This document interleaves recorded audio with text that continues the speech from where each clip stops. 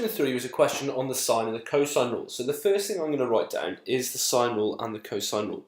So the sine rule is sine A over little a is equal to sine B over little b is equal to sine C over little c. Now, I could write that as in terms of it being transposed, and when you transpose something, you flip all of the denominators with all of the numerators. So I could have had little a over sine A is equal to little b over sine b, etc. And we use the sine rule when you have two sides and two angles, or certainly you will know that by the end of the question. The cosine rule starts off with little a squared, so if it starts off with little a squared, it's got to have a capital A at the end, and then it's the other two letters, b squared plus c squared minus two lots of the other two letters, and because it's the cosine rule, it would then be cos A. But the difference from GCSE is you now need to know that formula, and we use that when at the end of the question we'll know all three sides and at least one angle. Okay? Right then, question 1, it tells me that sine A is 4/5 and sine B is 8 over 17. It also tells you what cos C is, but we'll come back to that for part B. And then it tells me AC is X and BC is Y, and they put that information in. Now, because they gave me sine A, I've highlighted capital A, and because they gave me sine B, I've highlighted capital B. And if you look opposite those angles, I actually know what those sides are. So that is telling me to use the sine rule here. Okay, so I'm going to use the sine rule, and because I want to have sides, I'm going to put the sides up on the top. So I'm going to use that transposed version of this that I talked about before. So I'm going to say little a, so that would be y over sine A. So that's going to be y over sine A is equal to little b, so that's x in this case, over sine B.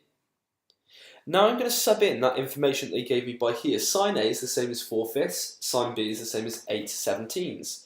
So that would be y over sine A, so that would be y over 4/5 is equal to x over 8/17.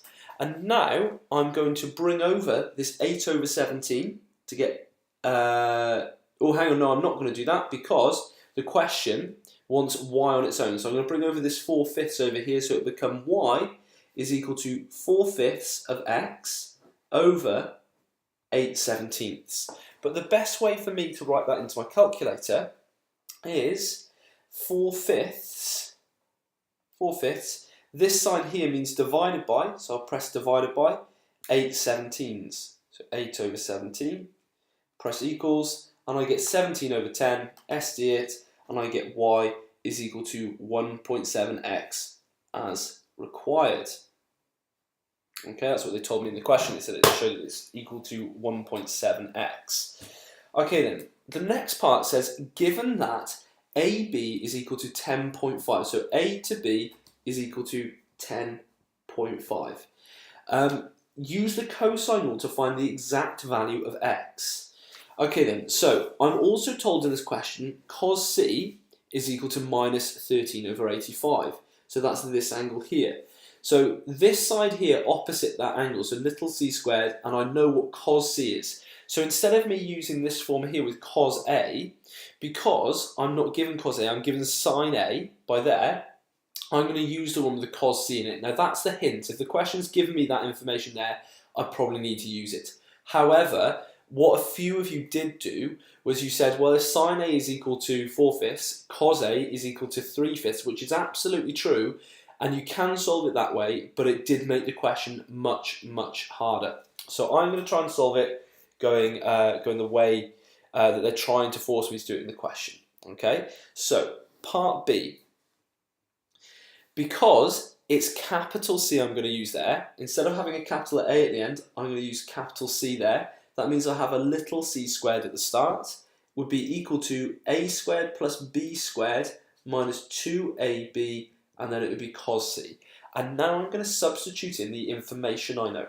So little c squared would be 10.5 squared is equal to a squared, well that would be y squared, plus x squared minus 2 lots of xy, and then cos C, I've been told that is minus 13 over 85, not cos minus 13 over 85, I've just been told by here that cos C is the same thing as writing minus 13 over 85.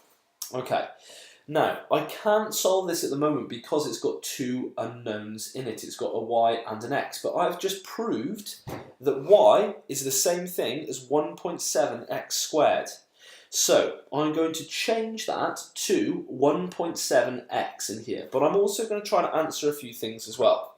I'm going to do 10.5 squared, so I'm just popping that into my calculator to get, I did have the answer a second ago, there we go, to 110.25 is equal to 1.7x all squared plus x squared minus 2 brackets x brackets 1.7x brackets minus 13 over 85. Okay, and 1.7 squared I'm going to put into my calculator, and that comes out as being 2.89. So I get 110.25 is equal to 2.89 x squared plus x squared. Okay, so I'm going to now put into my calculator minus 2 brackets. Coefficient of that x is 1, so no point putting that in. Then 1.7, and then minus 13 over 85. And I get the answer normal 13 plus 13 over 25, so that would become a plus 13 over 25, and then it would be x times x, which would give me x squared. That is an x by there. I know it looks a bit weird, but it is an x. Okay, so now I'm going to add together 2.89x squared, add x squared, add 13 over 25x squared. So it's still going to be 110.25, and then 2.89 plus the coefficient of that, so it will be plus 1, and then plus that 13 over 25. I could have turned that into a decimal to maybe make things easier, but it should still work. It's 4.41 x squared, and now I'm going to take that over and get 110.25 over 4.41, and I put that into my calculator, and I get the following answer.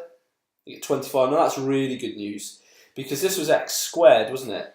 So when I take that squared over to the other side, it becomes plus or minus the square root of, so x is equal to minus 5, or x is equal to 5, but it's quite clearly equal to that one there, because I can't have a length that is minus 5 centimetres. Okay, so it's this one as x equals minus 5 doesn't exist in this case. Okay, so that was question 3.